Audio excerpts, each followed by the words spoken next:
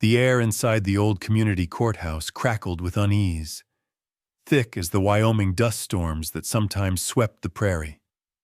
Creaking floorboards, scarred from 100 years of shuffling boots, groaned under the weight of a crowd that had never seemed this large or this tense. It was as if every citizen in the county had jammed themselves onto the hard wooden pews, elbow to elbow, their faces a study in suspicion, curiosity, or concealed fear. In the center of it all, under the dull flicker of fluorescent lights, stood Natalie Blake. Her posture was rigid, shoulders squared beneath a faded denim jacket. The badge that had once adorned her chest was gone, stripped away after allegations of conspiracy and misconduct had sent whispers tearing through town faster than any wildfire. Now, with the judge's gavel looming over her future, Natalie stared at the floor, jaw set, refusing to meet the eyes of the prosecutor or the gallery. Outside, wind rattled the courthouse windows. Inside, the judge, an aging man with a gravel voice and little patience for spectacle, surveyed the scene from behind his bench. "Let's proceed," he said, voice echoing in the charged silence. "Miss Blake, your defense may call its final witness." Natalie's attorney, a wiry man named Peterson, rose to his feet. His suit, a little too big at the shoulders, did nothing to diminish his confidence. "Your Honor," Peterson began, "the defense calls Echo." For a moment, the name hung in the air, strange and unexpected. There were no footsteps from the hallway, no shuffle of a bailiff guiding in a nervous character witness. Instead, from the corridor outside the courtroom, came the steady, unhurried clop of hooves. Gasps rippled through the pews as a black mustang appeared in the doorway, led by a quiet stable hand. His coat gleamed like polished obsidian, mane falling wild and untamed over thoughtful eyes. Echo. Echo paused, nostrils flaring as if testing the very mood of the room. The stable hand released his lead and, almost as if by silent agreement, Echo stepped forward, unfazed by the stares, the fluorescent lights, or the tightly wound emotions filling the room. Each hoof-fall echoed in the stunned quiet, the sound oddly regal in a space usually reserved for the dry recitation of facts and legal arguments. Natalie's composure wavered, her breath caught, a flood of memories crashing behind her eyes, of wind and freedom, long rides at dawn, trust forged on the edge of danger. Echo walked straight to her, his massive head lowering until his muzzle brushed her shoulder in a gesture of silent comfort. A collective shudder ran through the gallery. Even those most eager to see her condemned found their resolve weakening at the sight of the black mustang and the woman he'd chosen to stand beside. For a heartbeat, everything stopped. The judge's pen, the prosecutor's frown, the jury's whispers.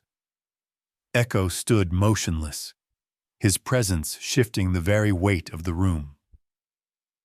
There was an almost sacred reverence in the way he stood guard over Natalie, like a nightly sentinel in a world that had forgotten the meaning of loyalty. Peterson let the silence linger, knowing the spectacle itself spoke louder than anything he could say. He finally turned to the judge, who was struggling to maintain his air of skepticism. "With the court's permission, Your Honor, I'd like to proceed with Echo's testimony." The prosecutor, Miles Herrick, a tall man with slicked-back hair and a reputation for being ruthless, rose with a smirk. "Your Honor, with respect, this is absurd. Are we to take testimony from an animal now?" But the judge, perhaps sensing the shifting mood, gestured for silence. "Mr. Peterson, you have one chance to justify this unorthodox witness." Peterson nodded. "Echo isn't here to speak with words. He's here because of what he's seen and how he reacts to the people involved in this case." He stepped closer to Echo, voice gentle, almost reverent. "Echo is a trained mustang, He worked alongside Miss Blake as part of her ranger patrols. He has been conditioned to sense danger, dishonesty, and distress, a skill that, more than once, saved lives in the wilderness. Whispers flared among the crowd, doubts and curiosity colliding. Could this horse truly tell right from wrong? Could he tip the scales of justice? Peterson continued, "Your Honor, allow us to show how Echo responds to certain individuals in this room. That's all we ask." The judge weighed the request, then nodded. "Proceed, but keep it brief, counselor." Echo's ears flicked, tail swishing as the room quieted once again. Peterson began a slow circuit, guiding Echo around the courtroom. When they approached Natalie, Echo's demeanor was gentle, head lowered, muscles relaxed, an air of deep trust and calm enveloping both. Natalie, her stoicism cracking, blinked away tears. The sight was enough to thaw even the iciest hearts in the gallery. But as Peterson led Echo near Miles Herrick, something changed. Echo stiffened, nostrils flaring, his ears pinned back, hoof stomping against the wooden floor, a sharp warning sound that cut through the hush. He snorted, eyes narrowing, every line of his body radiating distrust. The effect was instantaneous. People exchanged uneasy glances. The judge leaned forward, brow furrowed. Herrick's face remained a mask, but the corner of his mouth twitched. Peterson looked back at the judge. "You see, Your Honor, Echo has been trained for years to alert his partner when something's wrong. He has never once reacted this way in error." The judge cleared his throat, visibly shaken but trying to hide it. "Continue, Mr. Peterson, but understand, this is a court of law." Peterson nodded. "Of course, Your Honor. We'll provide further demonstration, but let it be noted, even those who cannot speak can show the truth." The scene lingered, courtroom frozen in a moment where the past and present collided. Natalie stood taller, the burden on her shoulders shared by the only being in the room who seemed capable of cutting through the lies. Echo, silent but resolute, had become the first witness of the day who couldn't be coached, bribed, or broken. As the townspeople watched, some with hope and others with dawning uncertainty, one thing became clear. This trial would not be like any they'd seen before. For better or worse, the truth had found a voice, and it came not with words, but with the quiet, powerful whisper of a black mustang's loyalty. The mood in the rustic Wyoming courtroom hung in a delicate balance, as if a single breath might send the proceedings tumbling into chaos or clarity. Natalie Blake tried to steady her nerves, every instinct on high alert, as the tension radiated through the crowd.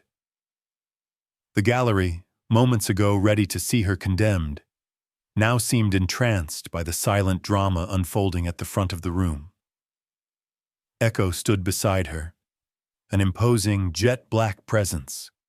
The soft gleam of his coat caught stray sunlight leaking through the courthouse's dusty windows, giving him an almost spectral quality. But his dark eyes held none of that otherworldliness. Instead, they were keen, focused, and very much alive. Peterson, Natalie's attorney, took a careful step back from Echo, holding up his hands to show he meant no harm. "Your Honor," he said, "with the court's permission, I'd like to proceed by demonstrating Echo's responses to specific individuals." The judge, his skepticism tempered by curiosity, gave a tight nod. "Go on, Mr. Peterson, but this is your last chance. Convince us this isn't theater." The courtroom fell into an anticipatory hush. Peterson addressed the crowd, his voice measured. Echo is trained to react instinctively to deceit, aggression, or danger. His cues are subtle, body language, the way he snorts or stamps. But in our line of work, these cues have meant the difference between life and death. Peterson slowly circled Echo, then guided him, unhurried, to the defense table. Natalie tensed, waiting for the prosecutor's challenge. Herrick's eyes narrowed, arms crossed over his expensive suit, as if he were watching a magician about to be exposed. Peterson faced the prosecutor. "Mr. Herrick, with your permission, I'd like you to approach Echo." Herrick's smirk barely concealed his disdain, but he played along, moving deliberately toward the horse. As Herrick drew close, Echo's muscles bunched, tension rippling beneath his coat. He tossed his head once, then snorted, short, sharp, dismissive. The gallery sat forward, dozens of eyes flicking between the man and the mustang. Herrick halted, his practiced confidence slipping. Peterson raised his hand in a calming gesture. "It's all right, Echo." The horse's ears twitched, but he kept his gaze fixed on Herrick, hoof scraping the floor in a staccato rhythm. "See? Echo only does this when he detects something off." Herrick rolled his eyes, but there was no denying the visible discomfort. Peterson turned Echo toward the bailiff, a local man with a reputation for honesty. Echo relaxed, lowering his head and exhaling. The difference was unmistakable. The judge leaned forward, peering over his glasses. "What are we to make of this, Mr. Peterson?" Peterson faced the jury. "Echo isn't accusing anyone. He's responding to what he senses, that's all."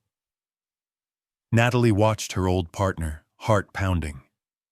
Echo's behavior was so consistent, so familiar, yet she was acutely aware of how alien it might seem to the townsfolk who had never patrolled the wild with a mustang at their side.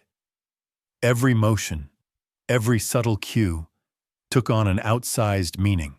To add weight to the demonstration, Peterson asked several townspeople, character witnesses, sheriff's deputies, even the courthouse janitor, to approach Echo one at a time.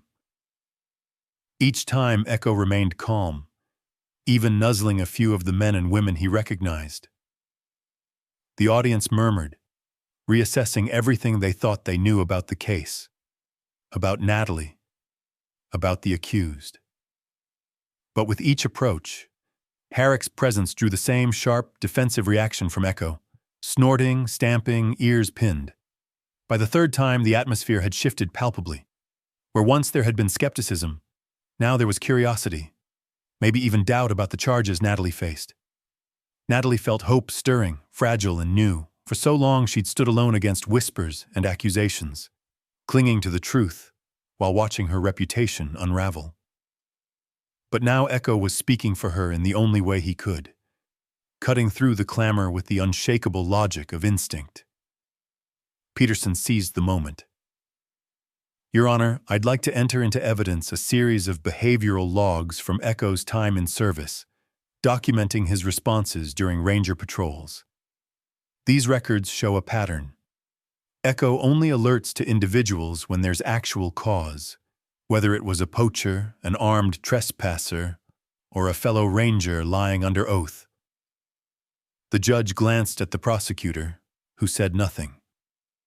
"Proceed," the judge ordered.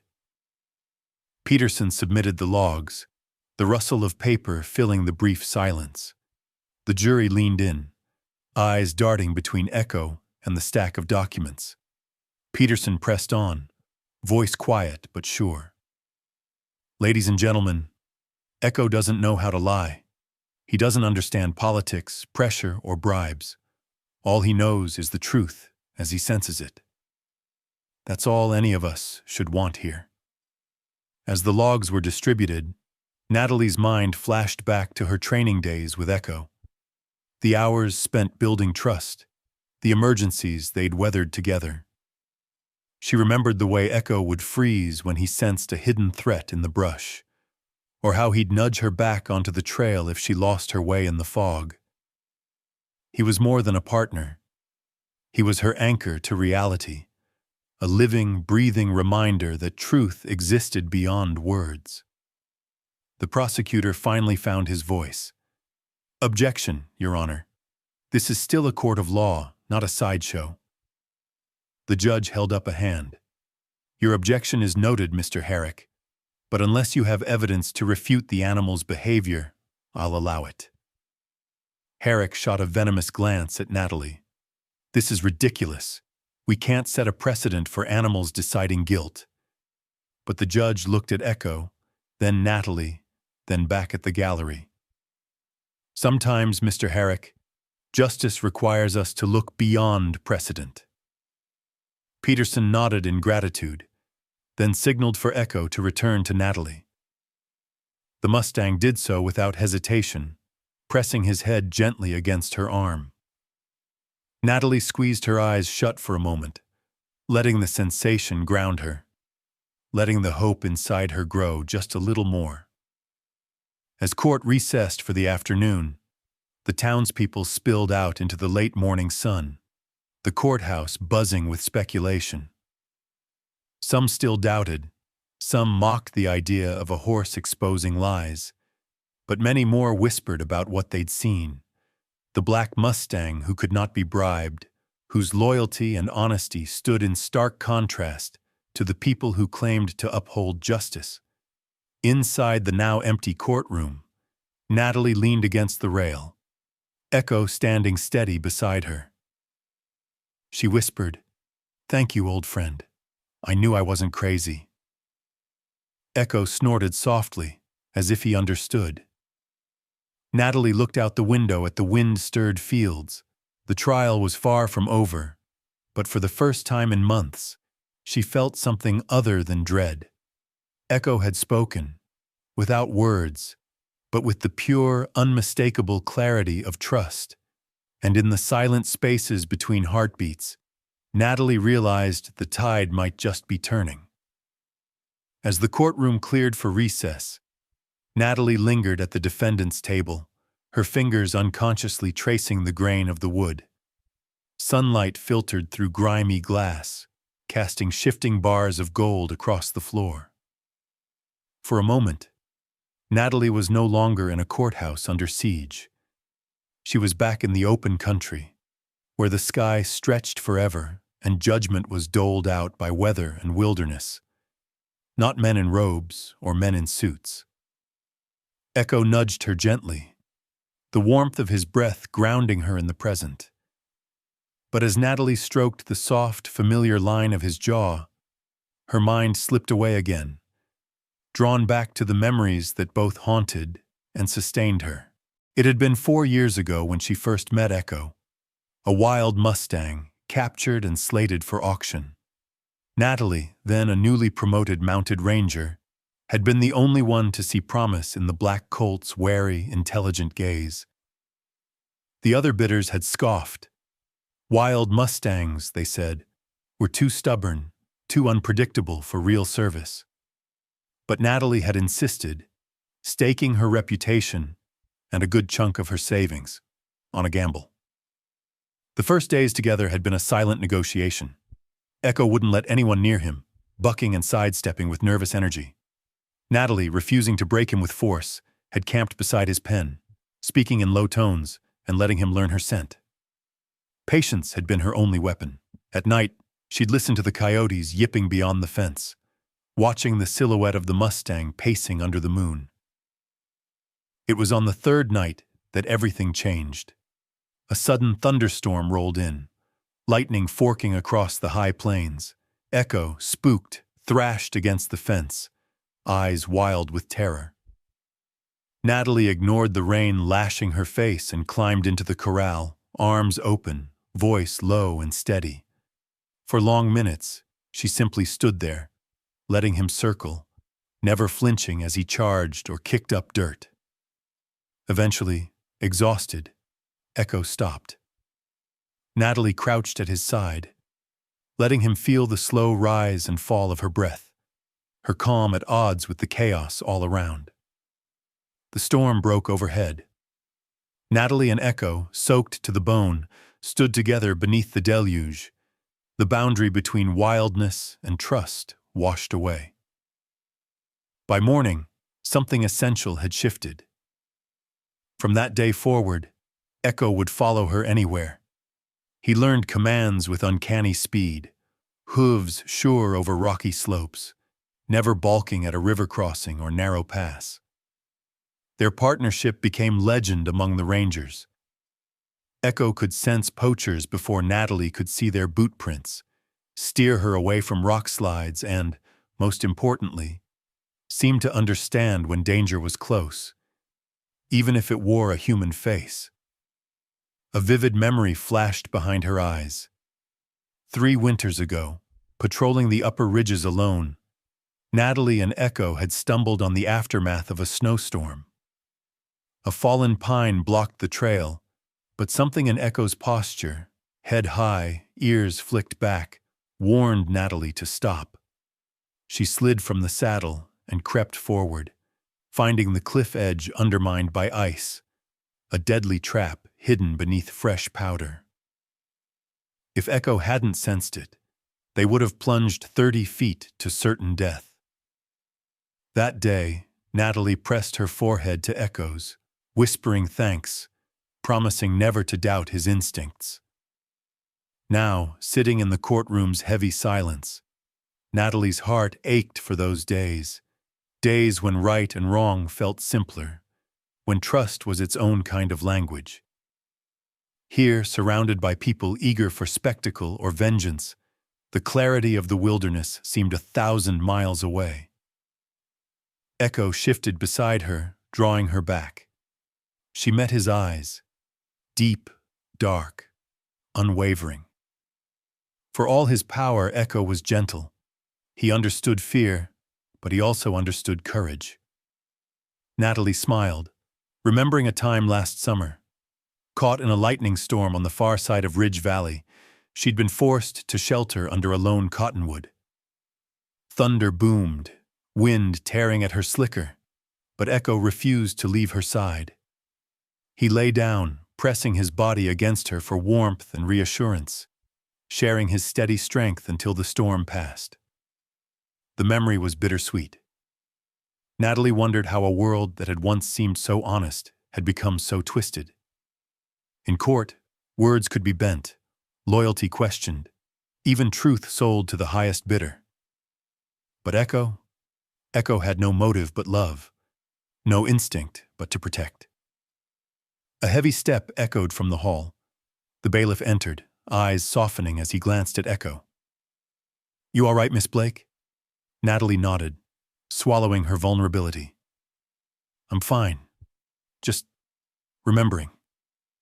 He hesitated, then closed the door behind him, leaving her alone with the Mustang.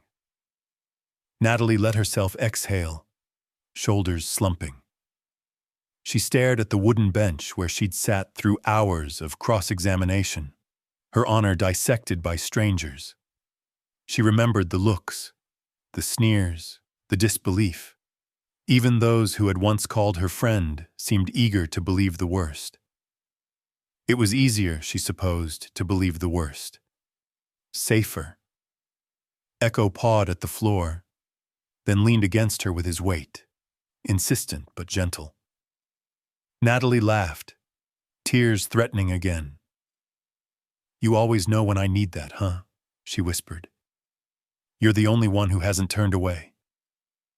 In the solitude, Natalie let her thoughts wander to her parents, gone years ago in a car accident. She had found her place in the world among horses and open country, a misfit finding solace in creatures who judged only by the heart. Echo was more than her partner. He was her family. A slow resolve began to kindle in her chest. If she was to survive this trial, it wouldn't be because of clever arguments or legal tricks. It would be because of truth, hers and Echo's. The truth of a partnership tested by storms and cliffs and lonely roads. The truth of loyalty that didn't fade when times got hard. Outside, the courthouse lawn was filling with townsfolk, some curious, some angry, all caught in the gravity of the case. Natalie knew she'd never be able to explain the depth of what she and Echo shared, not to people who believed only in evidence that could be measured or cross-examined. But as the recess ended, and the bailiff returned to summon her, Natalie squared her shoulders. Echo walked at her side, each step measured, strong, and calm. For all the courtroom's suspicion, the Mustang remained her anchor, a living testimony to a past built on courage, and a future still uncertain. As she stepped back into the fray, Natalie's heart was heavy, but she was not alone. Echo's faith would carry her, one step at a time, through whatever storm lay ahead. The return from recess found the atmosphere inside the courthouse even more charged than before. News of Echo's earlier behavior had rippled through town, drawing more faces to the gallery. Faces Natalie recognized from grocery store aisles, gas station pumps, the Sunday pews at St. Luke's. Whispers passed like a current, igniting the air with expectation and, for the first time, a hint of doubt about the prosecution's story. Natalie stood straighter as she re-entered, Echo a solid shadow by her side. The doors groaned shut behind her, sealing her once again inside a crucible of suspicion and judgment. Every eye darted to the Mustang as he moved, a presence that seemed to draw as much awe as skepticism. Peterson was ready. He rose, smoothing a wrinkle from his suit, and nodded to the judge. "Your Honor, the defense would like to continue its demonstration, if the court permits." The judge, whose sternness now looked more like guarded fascination, waved a hand. "Proceed, Mr. Peterson, but I'll remind you, the clock is ticking." Peterson gestured for Echo to stand beside him. The Mustang's coat caught the light, his stance proud yet calm. Peterson spoke quietly, almost as if to Echo alone. "We're going to show them the truth, buddy, just like out on the trail." The gallery leaned in, breaths held. Peterson addressed the room. "We've already seen Echo's instinctive reactions. Let's see how he responds to statements made in real time by those involved in this case." He turned to Herrick, the prosecutor, who stood with a false smile, every inch the master of his domain. "Mr. Herrick, perhaps you'd care to speak for the record. Remind us why you believe Miss Blake is guilty of conspiracy and misconduct." Herrick's jaw tightened, but he obliged, turning to the jury with practiced solemnity. "Ladies and gentlemen, we have presented evidence that Miss Blake not only abused her authority, but worked to conceal illegal land deals." But even as Herrick spoke, Echo's demeanor changed. His muscles grew taut, ears pinning flat against his skull. With a sharp toss of his head, he stamped the floor, tail flicking with a whip-like motion. The gallery jolted at the sound, startled, anxious. The bailiff's hand hovered near his holster out of habit, but Peterson raised a calming palm. "Notice Echo's reaction," Peterson said, voice steady but urgent. "He's been trained to alert when he senses danger or dishonesty. This is not a random response." Herrick paused, irritation flickering in his eyes. "This is theater, Your Honor." But the judge, now visibly engaged, only raised an eyebrow. "The jury will decide what weight to give this, Mr. Herrick. Continue." As Herrick spoke further, detailing timelines, reciting accusations, Echo's agitation grew. He paced a tight circle, nostrils flaring, tail lashing behind him with every pointed word from the prosecutor. When the testimony shifted to the timeline of the alleged conspiracy, Echo reared his head, snorting so loudly the sound echoed off the old plaster walls. The murmurs in the gallery grew louder. Some faces looked skeptical, but others now carried confusion, if not outright suspicion that something about Herrick's story was not as airtight as it seemed. Natalie's hands balled into fists in her lap. She watched Echo's every move, her own memories stirring. She remembered the long nights on patrol, how Echo would freeze, tail rigid, every muscle signaling danger, even before Natalie could spot the shimmer of a flashlight in the trees or the shape of a poacher's rifle. The mustang's instincts had never failed her then. She had no reason to doubt him now. Another memory flashed behind her eyes. A summer evening when she'd trusted Echo's signals over her own logic. They were tracking reports of illegal traps on the border of protected land. The wind was wrong, and the sun was setting, turning the grass gold. Echo's pace slowed. He tossed his head and snorted, refusing to move forward. Natalie had wanted to push on, to prove something to her superiors. Instead, she listened to her partner, and together they circled wide, only to find, the next morning, that the path ahead had been rigged with razor wire. Echo had saved her life not with words, but with trust. In the present, as Herrick tried to press on, the tension was unmistakable. Echo's silent signals were louder than any argument. The judge and jury watched closely. The townsfolk, always quick to judge, now seemed caught between what they thought they knew and what they saw with their own eyes. Peterson let the silence linger, then motioned for Natalie to speak. She stood, legs steady even as her heart raced. Echo was trained not just to follow commands, but to protect me and anyone who rode with us. I trusted him in the field. I trust him now. Herrick tried to retake control, his voice rising. Miss Blake, you would have this court believe that your horse is a better judge of character than this jury. Natalie met his gaze, unflinching. I would have this court believe that sometimes the truth doesn't need words. The judge interjected. Thank you, Miss Blake. Mr. Peterson, do you have more? Peterson nodded, then addressed the jury. Echo has reacted this way only to Mr. Herrick. He has remained calm with every other witness, every other member of this court. You must decide whether that means something. Natalie watched as the faces in the gallery shifted. Doubt flickered in eyes that had once been hard with condemnation. A woman in the back, a rancher's wife Natalie had known since childhood, whispered something to her neighbor, who nodded slowly. The tide, Natalie realized, was beginning to turn, not because of any grand revelation, but because of a black mustang's unwavering loyalty. Echo was being tested in public, his every move scrutinized. Yet he was proving his bond in the only way he knew how, with absolute clarity, unclouded by politics or pride. As the session ended for the day, Natalie stepped outside with Echo. The crowd parted, watching her with new respect, or at least with less certainty in her guilt. Natalie inhaled the sharp Wyoming air, feeling the tension ease just a fraction.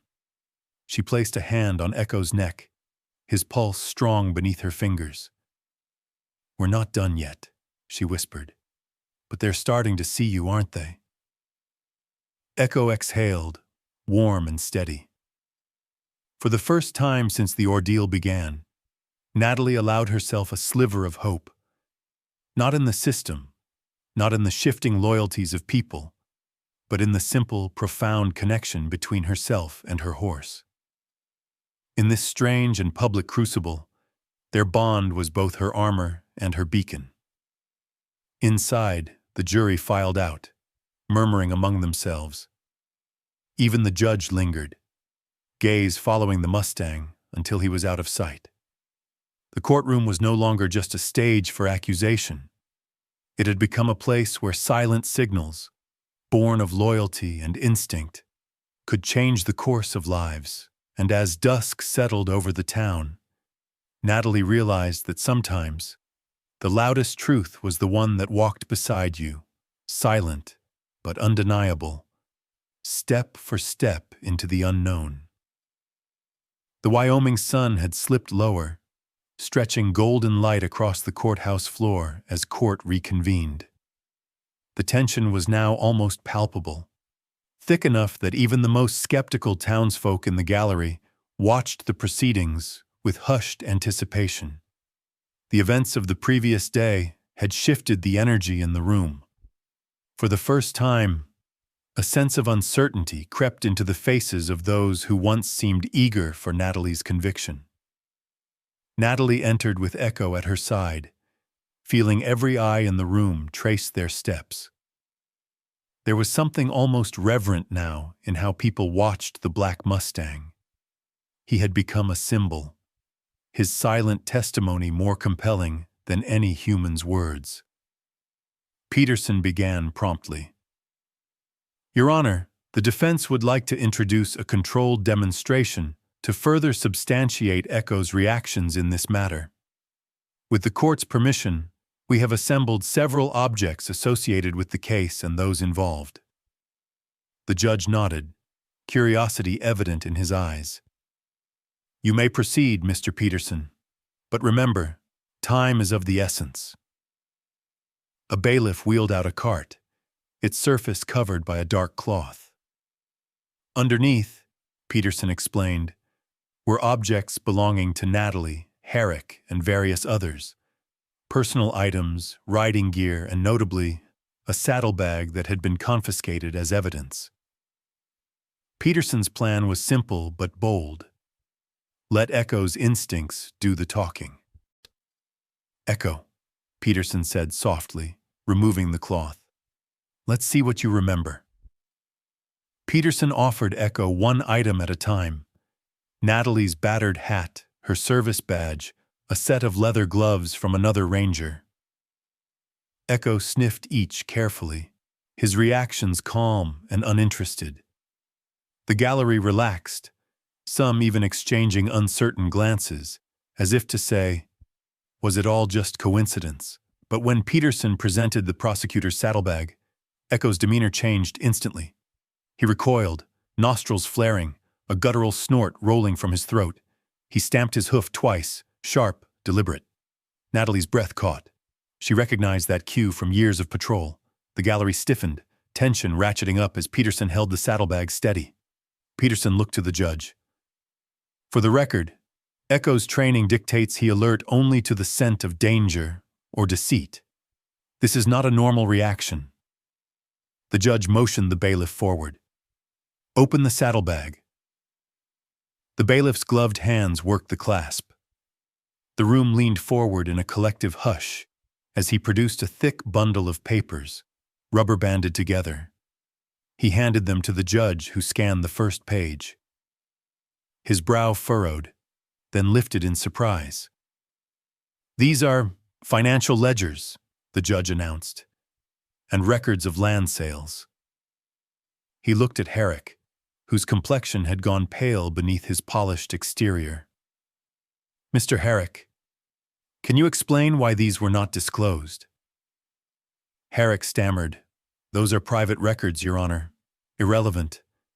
Peterson stepped in, voice unwavering. Your Honor, I request a recess to allow forensic examination of these documents. There may be evidence here relating not only to Miss Blake's innocence but to the motives behind her prosecution. The judge agreed, face drawn tight with concern. Court will stand in recess. Bailiff, secure those documents and see that they are delivered to the court's investigator immediately. As the judge's gavel echoed through the room, the gallery erupted into whispers and gasps. Natalie stood frozen, heart pounding, as the implications settled over her. Could it really be this simple? Could Echo have led them straight to the buried truth? Outside the courtroom, as people filed out, Natalie leaned heavily against the courthouse steps.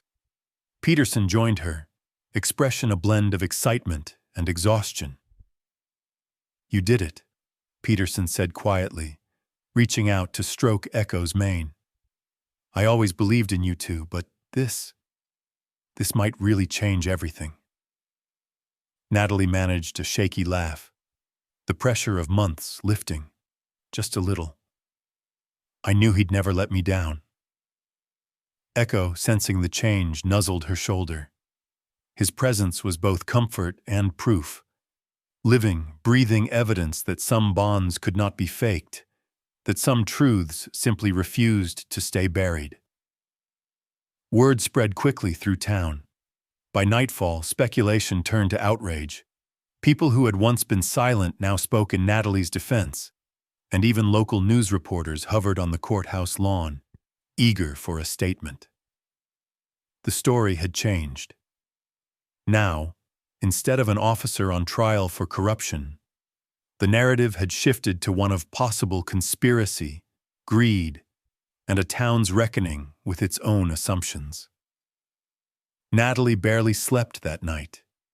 She replayed the moment in court again and again.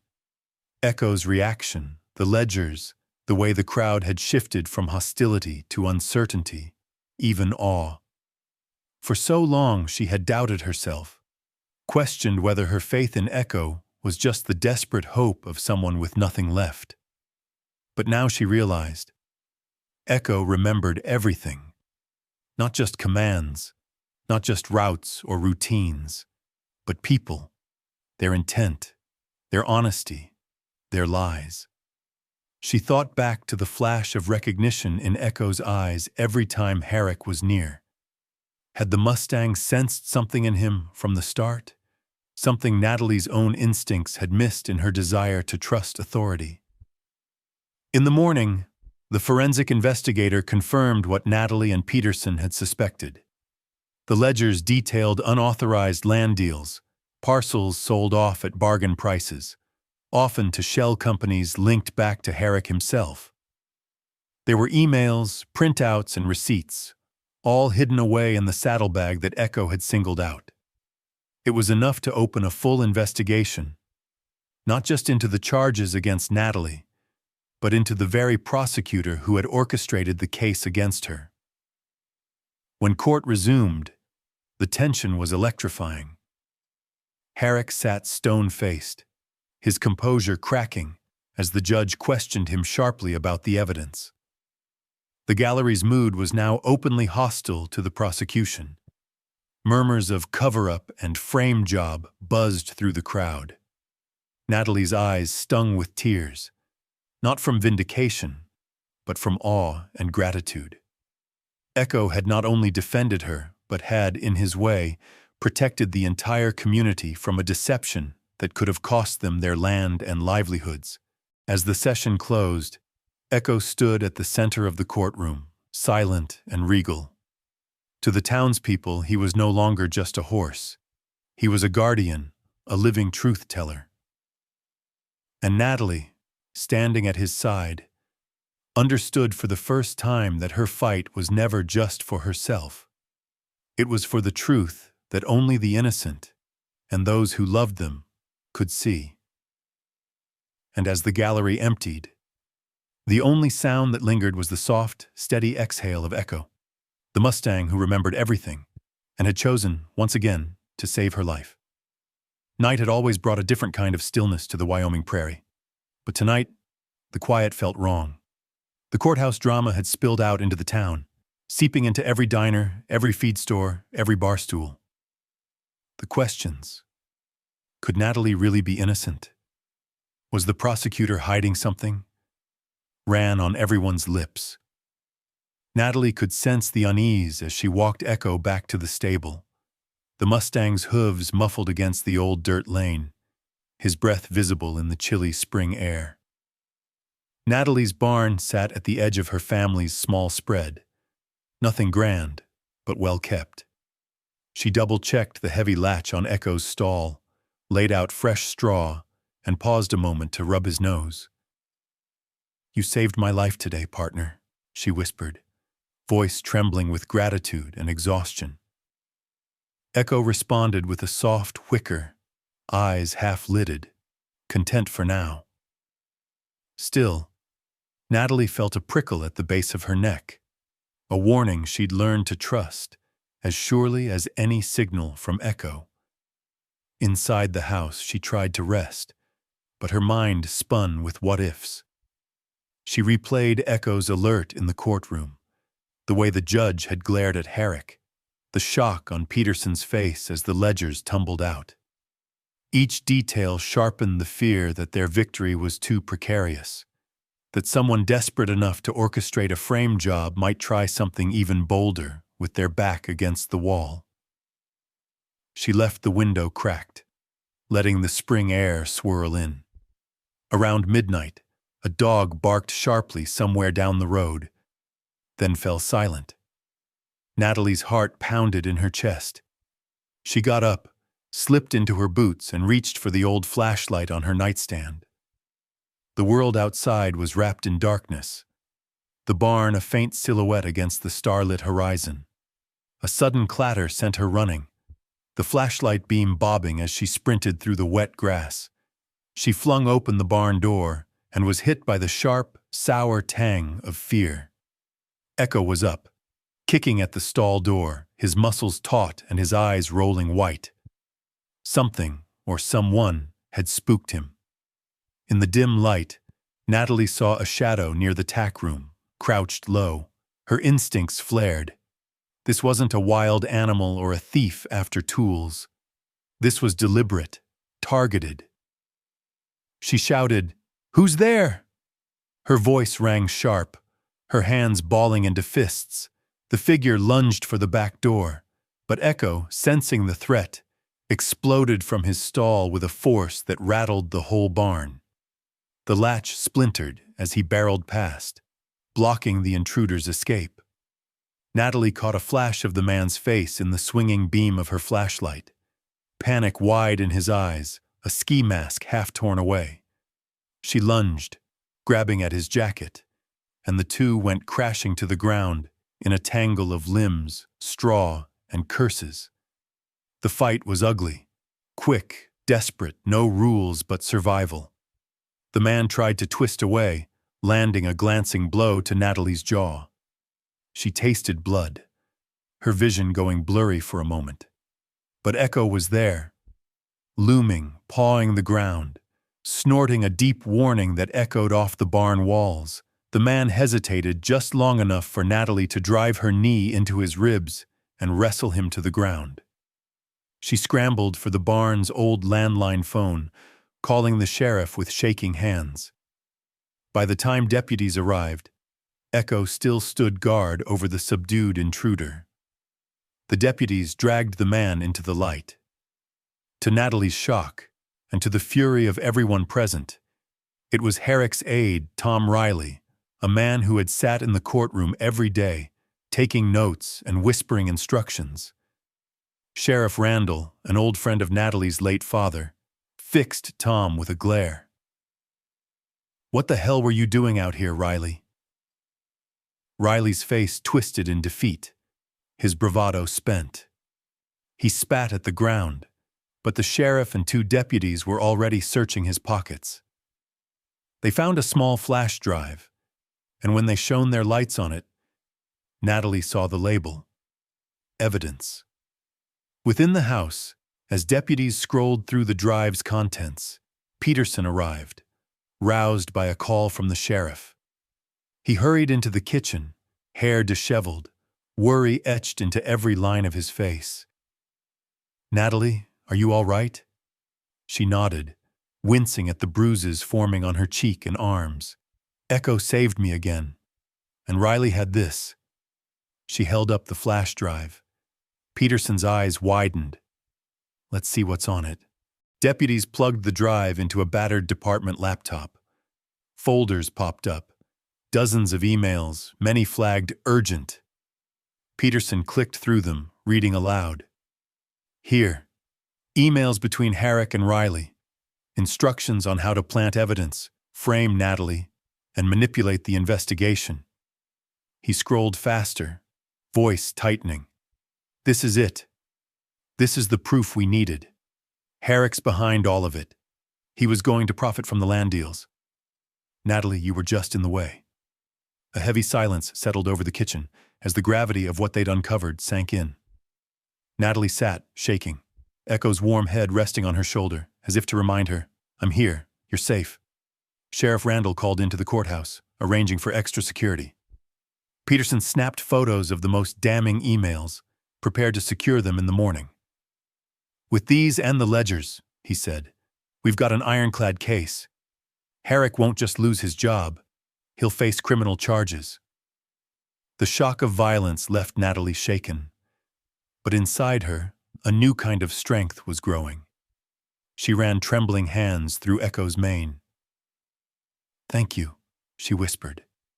"You always know before I do. How do you do that?" Echo's answer was a soft nicker and the steady pressure of his body, always there, always protecting. By dawn, the story had already begun to spread. That night, Natalie slept curled up in the hay beside Echo's stall, unable to leave his side. She was bruised, exhausted, but empowered, knowing that the storm she'd endured had brought her to a moment of truth, not just for her, but for everyone in that little town. When the sun finally rose, painting the barn in gold, Natalie stood and stretched, ready for what would come next. Echo snorted softly, watching her with calm, intelligent eyes. For the first time in weeks, Natalie felt a sense of peace. No matter how loud the lies or how dark the night, truth, like Echo, would stand sentinel, steadfast and silent, until the dawn. And now, finally, justice was within reach. By sunrise, the news of the attempted break-in at Natalie's barn had swept through every corner of town like a prairie fire.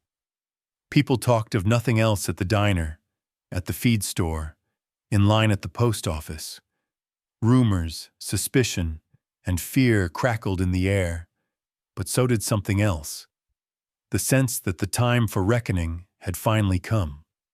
Court convened earlier than usual that morning. The old building filled to overflowing, reporters crowded outside and inside, jostling for space along the walls and windows. Natalie arrived, a fresh bruise blossoming on her jaw, but her step firm, Echo moving calmly by her side. Where once the crowd's gaze had been hostile, now it was curious, some even respectful, others apologetic. Peterson was waiting for her, the flash drive and financial ledgers clutched tight in his briefcase, as if he carried not just evidence but the weight of everyone's hopes for justice. The courtroom was abuzz. The judge entered, face drawn and serious, gavel in hand. He glanced at Natalie and Echo with something like quiet approval. After a short preamble, Peterson rose, voice steady and clear, and handed the flash drive to the court's IT specialist. Images and emails projected onto the screen above the jury, evidence of a conspiracy years in the making, a web of land deals and backroom emails, all linking directly to Miles Herrick. Herrick sat at the prosecution table, hands trembling, the mask of confidence he'd worn throughout the trial now shattered. When confronted with the documents, the ledgers, the emails detailing his plans to frame Natalie and profit from the sale of protected land, he tried first to bluster, then to deny. But the evidence was overwhelming. The courtroom watched in stunned silence as each point in the prosecution's case unraveled, every claim against Natalie revealed as fabrication or manipulation. The judge's gavel struck the bench, the sound like thunder in the packed room. "Bailiff, place Mr. Herrick under arrest. He will be remanded to county jail pending further investigation." The bailiff stepped forward, handcuffs in hand. For a moment, Herrick tried to stand, still clinging to some shred of authority, but his knees buckled and he slumped in defeat. A collective gasp and then a roar of relief filled the air. Some in the gallery cheered, others wept openly. For Natalie, the moment was almost too much to process. She gripped Echo's mane, blinking back tears as the weight she'd carried for so long began to lift. Echo, sensing her emotion, pressed close, his calm strength a balm against the chaos. The judge addressed the jury, his voice solemn. "You are instructed to disregard all testimony and evidence provided by Mr. Herrick and his associates. The remaining evidence supports Miss Blake's innocence. You may return your verdict." The deliberation lasted only minutes. When the jury returned, their foreman stood, hands shaking but voice sure. "We find Natalie Blake not guilty of all charges." The crowd erupted again. People Natalie had known her whole life. Some who doubted her, others who had stayed silent, came forward now with tears, hugs, and apologies. Sheriff Randall, who had always been caught between loyalty to the law and to Natalie's late father, tipped his hat to her, eyes shining with pride. Reporters thrust microphones in her face, but she shook her head, refusing to claim a moment of triumph. This victory belonged not to her alone, but to every person who had been lied to, manipulated, or made to feel powerless. Peterson shook her hand, eyes glassy with relief. "I told you we'd get here, Natalie." Echo was the difference. No one can argue with the truth when it stares them in the face. Through it all, Echo stood calm and still, a living symbol of the loyalty and honesty that had cut through all the noise. Children pressed forward to touch his mane. Townsfolk reached out in awe. Even the judge paused on his way out to rest a hand on the mustang's broad shoulder, whispering something about justice not always being blind, but sometimes perhaps guided by a quiet force of nature. The local news headline that night read, "Hero Horse and Former Ranger clear town's name in stunning courtroom reversal." But for Natalie, it was the little things that mattered most. The rancher's wife who squeezed her hand and said, "I'm sorry for doubting you, sweetheart." The old man who nodded and whispered, "Your dad would be proud." The way Echo stood tall, unmoved by the commotion, his gentle eyes steady and wise. Later, when the courtroom had emptied and dusk painted the town in shades of pink and gold, Natalie led Echo outside.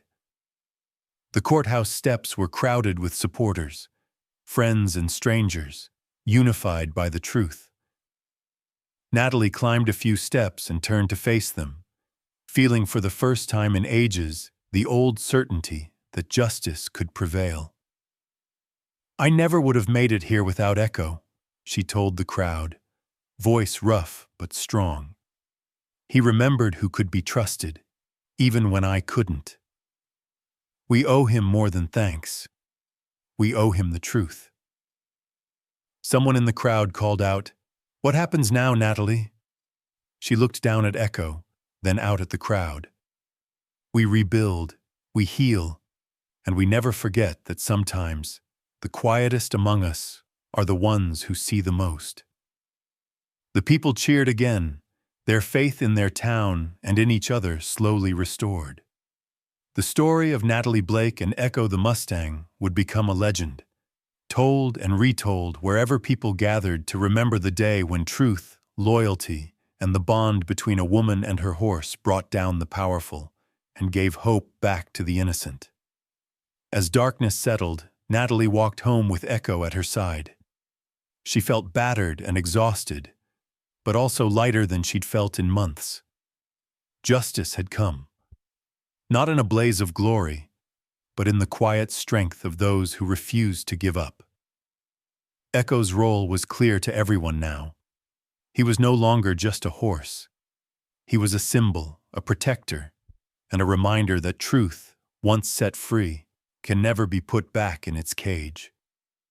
Natalie spent the week after her acquittal floating somewhere between exhaustion and disbelief. For so long, her world had shrunk to the four walls of the courthouse and the constant, gnawing fear that the truth would never come out. Now, with justice finally done, she woke each morning to a strange, new possibility. What do you do when the fight that has defined you finally ends? The first days were a blur of grateful faces and cautious well-wishers. Townsfolk stopped her on Main Street to shake her hand, apologize for their doubt, and offer casseroles or home-baked pies. There were invitations to speak at the high school, the church, even the rodeo grounds. But Natalie, though grateful, felt the pull of the open land, the old ache for freedom and meaning that had first drawn her to the Rangers and to Echo. One afternoon, as she brushed Echo's coat in the barn, She let her mind wander to all the horses she'd worked with over the years. The strong ones who never flinched from a storm. The gentle ones who comforted nervous kids. The old veterans who'd given everything to the service, only to be put out to pasture or, worse, forgotten. She watched Echo munch contentedly on sweet hay, and realized that his courage, and the courage of all service animals, deserved more than a moment in the spotlight. They deserved a legacy. The idea struck her then, simple but powerful. Why not build a sanctuary? A place where retired service horses could live with dignity and purpose, and where people, especially those scarred by trauma, could come to heal alongside them. That night, she sat at her kitchen table with Peterson, Sheriff Randall, and a few close friends.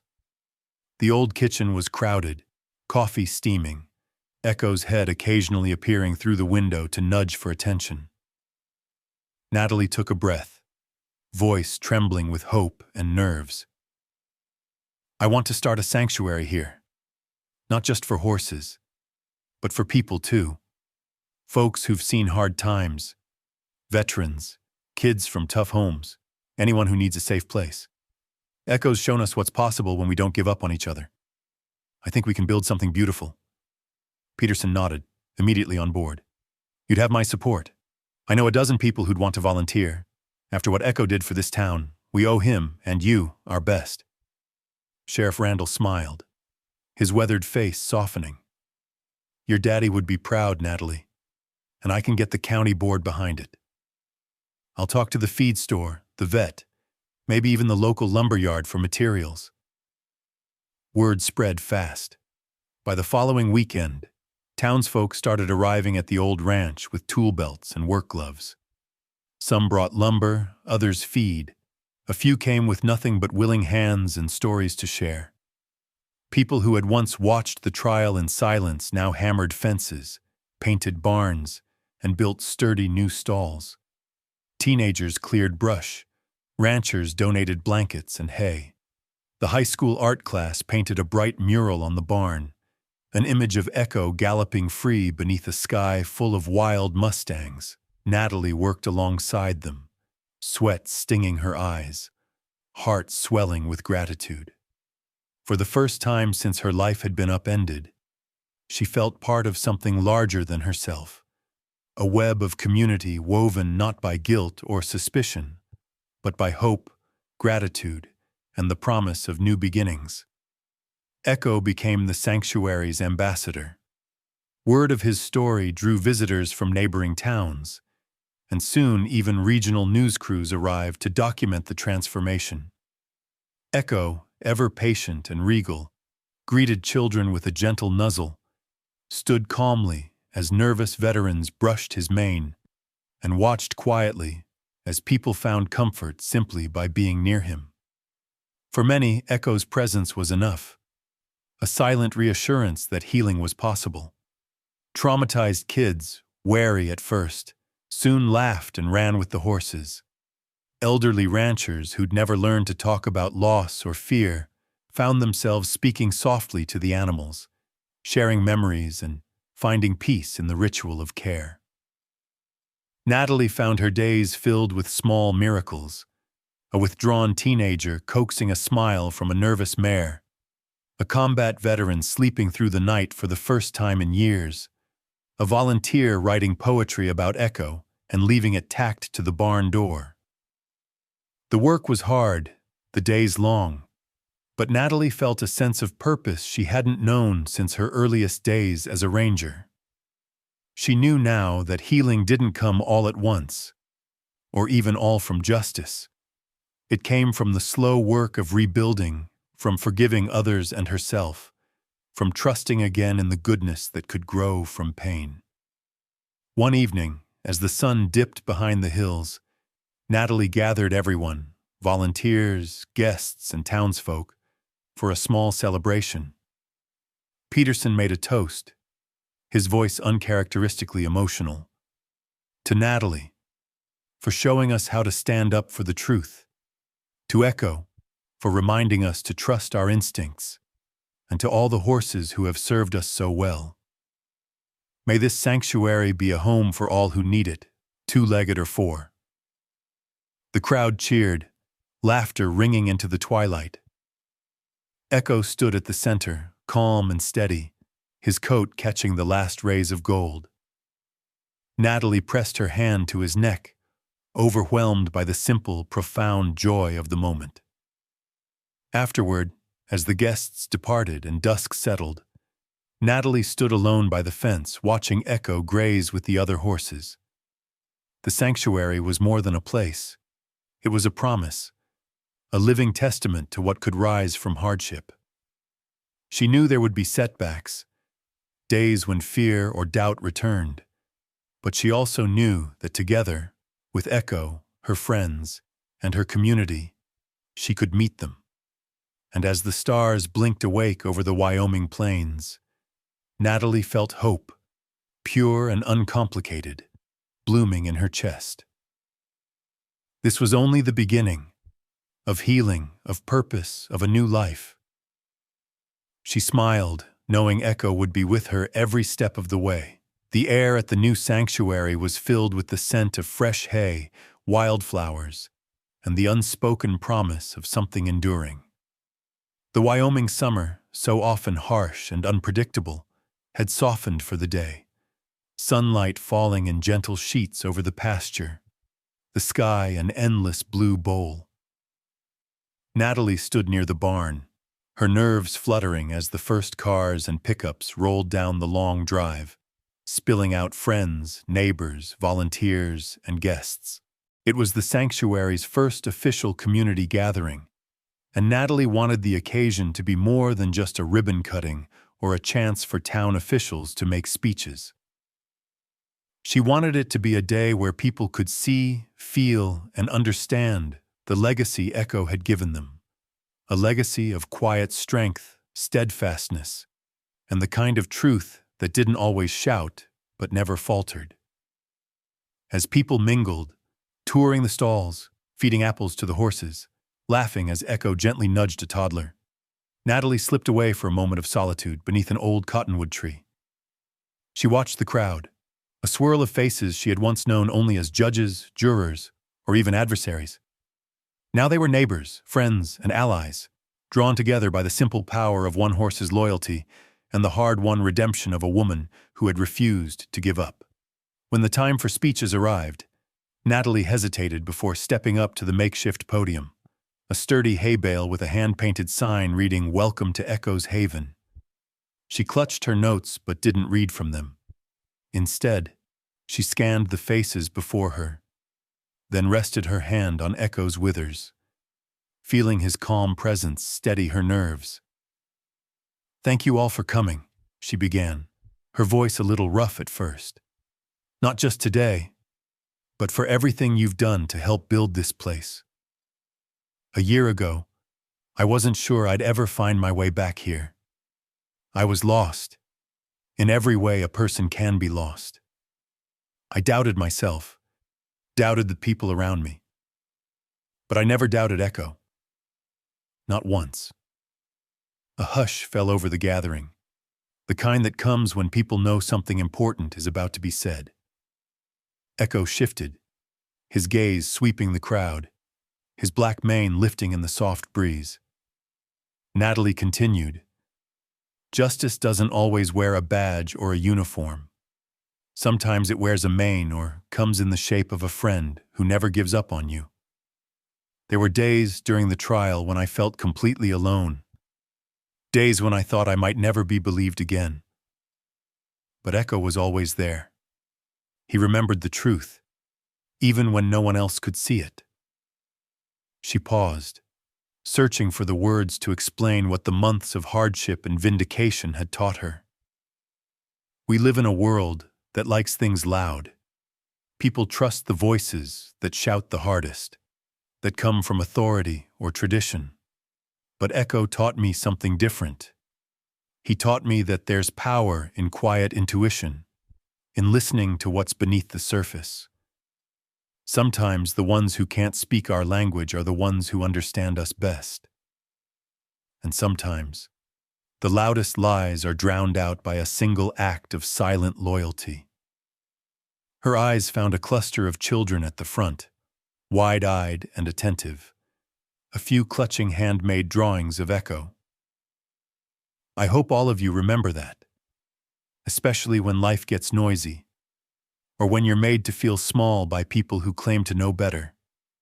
Trust what's real, trust your gut, and never be afraid to stand up for the truth, even if you have to do it quietly. A veteran in the back wiped his eyes. A local teacher nodded, holding the hand of a student who had been coming to the sanctuary for weeks, finding comfort in the horse's company. The message resonated across the crowd, that courage could look like kindness, and that strength sometimes arrived not with thunder, but with patience and care. Natalie looked down at Echo, her voice softening. There were moments when I almost gave in to despair, when I thought all that mattered was what the world said about me. But standing here, I realized that the greatest shift in my life didn't come from the verdict, or even from clearing my name. It came from learning to see myself, and all of you, through Echo's eyes. He never stopped believing in me, and that's what gave me the courage to believe again. She took a breath, voice growing stronger. So let's honor him by being brave enough to trust our instincts, to listen to those who can't speak, and to care for each other even when it's hard. Echo's story is our story. It's the story of a community that almost lost its way, but found the truth because it refused to ignore the quiet, steady call of what's right. As she finished, the crowd broke into applause, some polite, some enthusiastic, all genuine. Tears glistened on more than a few faces. For a moment, Natalie saw herself reflected in their expressions, not as the accused, but as a survivor, a leader, and a friend. After the speech, people lingered in small groups, talking not just about the trial, but about their own experiences. Times when they had trusted a gut feeling, or been saved by the love of an animal, or finally found the courage to speak up, even if their voice shook. Some recited poems about Echo, others promised to volunteer or bring their children to visit. Natalie listened, feeling the invisible threads of community weaving tighter with every shared story. In the days that followed, local schools asked to bring students to the sanctuary. Law students from the state university studied the case, debating the role of animal intelligence and the need for reform in the justice system. Echo's story became a town parable, a reminder of what could be accomplished when people listened, with open minds and open hearts. On a quiet evening, Natalie found herself walking the pastures with Echo, the moon rising over the hills. She felt the full weight and blessing of what they had started together. "You changed everything," she whispered, "not just for me, but for all of us." Echo's only answer was a nuzzle and a long, contented sigh, as if he too understood the truth, that some lessons can only be learned by following a black mane through the darkness, all the way back into the light. The sanctuary had become a living mosaic of second chances, horses running free on golden grass, laughter drifting from the old barn, and people once weighed down by grief or doubt, learning to breathe again. Summer faded gently into the copper of fall, and the winds that swept across the Wyoming hills brought not just cold, but a sense of clarity. Natalie felt it every morning as she stepped out onto the porch, mug of coffee in hand, Echo waiting patiently by the fence. It was a new world, built with care out of the wreckage of the old. On the day of the sanctuary's official dedication, the whole town gathered under a vast oak tree at the heart of the pasture. Echo stood in the center, a calm silhouette against the amber sky, watching as families spread blankets on the grass. Children climbed hay bales, and the elders, who'd lived long enough to see the town's worst and best, leaned together, their faces open and unguarded. Natalie moved quietly among them, her steps lighter now. She paused to help a little girl feed Echo a slice of apple, smiled as a group of teens offered to muck out the stalls, and shared a quiet moment with Sheriff Randall, who squeezed her shoulder and simply said, "You did good, kid." There was no need for more words. As dusk approached, the air shimmered with anticipation. Peterson called for everyone's attention, voice carrying in the stillness. "Natalie, would you do us the honor?" She nodded, taking a deep breath, then stepped up to the handmade wooden sign she'd crafted with the help of a local carpenter. It was simple but beautiful. "Truth rides in silence, in honor of Echo." She pulled back a length of cloth, revealing the words as sunlight gilded the letters, turning them gold. A hush fell. Natalie turned to the crowd, her heart steady, her voice carrying a resonance that came not just from surviving hardship, but from growing through it. "Most of you know what Echo and I went through. You saw me at my lowest, and thanks to you and to him, I've learned that justice is something we have to build together, every single day.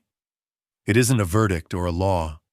It's the small choices we make to be honest, to listen, and to stand by what's right, even when it's hard or lonely." She paused, looking at Echo, who watched her with that unwavering, patient gaze. "There was a moment, back in the thick of the trial, when I thought everything I'd ever worked for was gone. The truth was so quiet, I wondered if anyone would ever hear it over all the shouting. But Echo never needed words. He stood beside me, and somehow people listened. Not because he made noise, but because he never faltered."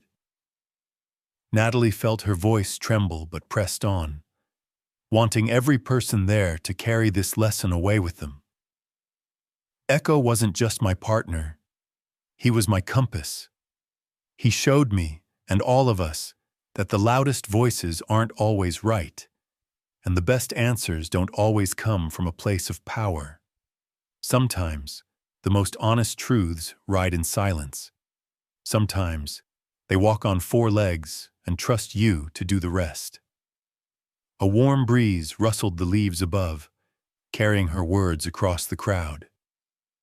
Children stilled, adults wiped tears from their eyes, and for a moment, the only sound was the soft breath of horses and the beating of hearts. Natalie drew a deep breath and lifted her chin, her gaze sweeping over the faces before her.